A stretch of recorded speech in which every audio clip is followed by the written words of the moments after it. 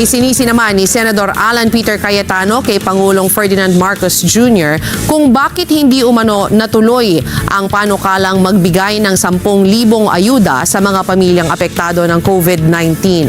Anya tutol si PBBM ukol dito sa isang online live stream araw ng Biyernes, Hulyo 17. Binalikan ng senador ang panukalang ayuda na inihain noong nakasagsagan ng pagbangon ng bansa mula sa pandemya. Anya, nakalaan na noon ang pondo para sa naturang programa para matulungan ang mga Pilipinong hindi pa lubos na nakaka-recover mula sa epekto ng COVID-19. Nagkaroon tayo ng package, yung Bayanihan 1, 10K po yun, 2 gives of 5K.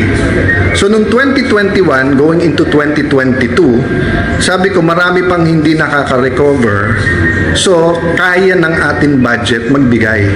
Pero pagkapanalo ni President Marcos, ayaw niya.